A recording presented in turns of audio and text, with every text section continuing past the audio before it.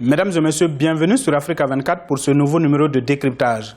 Construite sur un terrain d'environ 8000 m², à Fann résidant sur la corniche ouest de Dakar, la maison du premier président sénégalais Léopold Sédar Senghor date de 1978. Rachetée par l'État sénégalais, cette demeure a été réhabilitée et érigée en musée. Inaugurée le 30 novembre 2014 lors du 15e sommet de la francophonie, elle est ouverte au public. Et pour mieux en parler, nous recevons aujourd'hui dans Décryptage Mme Mariam Doyen Beng, elle est conservatrice du musée Léopold Sédar Senghor. Pourquoi ériger en musée la demeure de l'ancien président Léopold Sédar Senghor? En prévision de cette décision qu'il avait prise de quitter le pouvoir à un moment donné, il a acheté un terrain et construit sa maison selon ses goûts. Donc de 1975 à 1978, il a construit cette maison et il a vécu avec sa famille. Elle est devenue un musée par la volonté du président Macky Sall, qui a jugé que puisque la maison avait été achetée par l'État sénégalais, il fallait en faire un bon usage. Et le meilleur usage qu'on pouvait en faire, c'était d'en faire un musée. L'objectif en mettant en place ce musée était de perpétuer le souvenir de Senghor dans la mémoire des plus jeunes. Y êtes-vous aujourd'hui arrivé? Je pense que c'était une décision géniale, puisque le président Senghor, il faut au Sénégal un lieu de mémoire où on peut venir se ressourcer, venir l'approcher, venir connaître son esprit, voir ses goûts en matière de lecture, de mobilier, de sculpture, de peinture, en matière de culture en général, et où se remémorer toute son action. Je pense que c'était une très bonne idée. Comment se déroulent les travaux qui ont permis de transformer la maison de l'ancien président en musée? En réalité, rien n'a été transformé. Puisque la maison avait été fermée quelques années, il fallait nettoyer. Et puisque nous avons aussi une saison pluvieuse au Sénégal, il y avait des dégâts sur le toit. Et Eiffage a réhabilité, a refait l'étanchéité de la maison dans son intégralité. L'a rendue, je dirais, hospitalière parce que les arbres avaient poussé, c'était un petit sous-bois.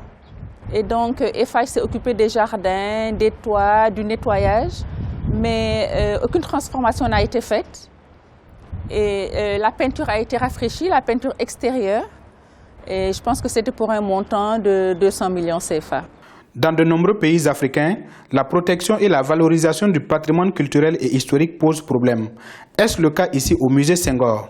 Ici, notre musée n'est pas délaissé parce que la fréquentation augmente.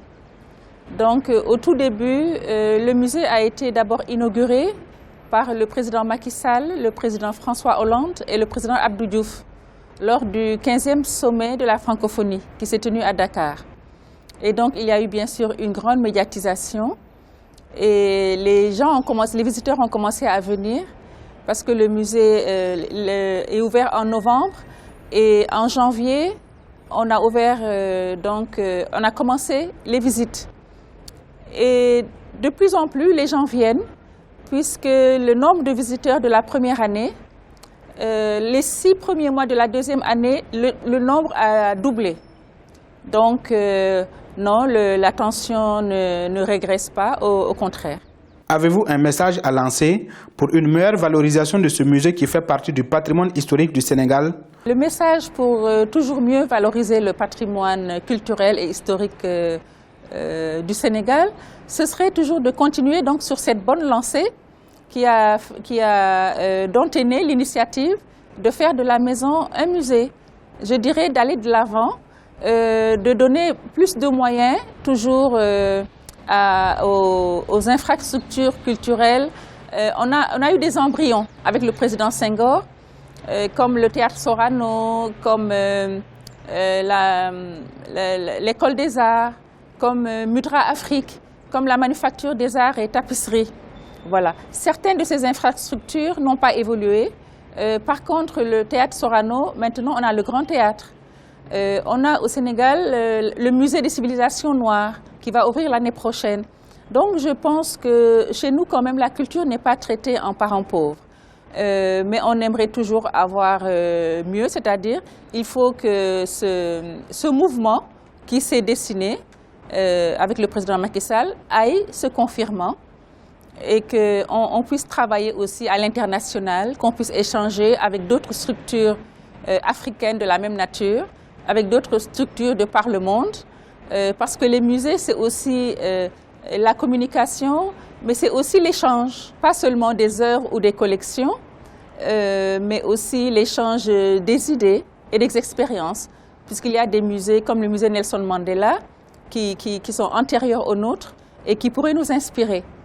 Voilà. Et je voudrais aussi parler du mécénat, et là je ne parle pas à l'État, mais je parle aux particuliers. J'ai vu dans les musées de par le monde, aux États-Unis par exemple, que le mécénat fait vivre les musées. Certains n'ont pas besoin de subventions. Ce sont les hommes de culture, ou qu'on n'appelle pas hommes de culture, mais des hommes nantis, qui investissent dans beaucoup de domaines, mais qui n'investissent pas dans la culture. Je pense qu'il faudrait les sensibiliser pour qu'ils aident leur État à conserver le patrimoine et donc à le promouvoir, à l'exploiter de la meilleure manière possible.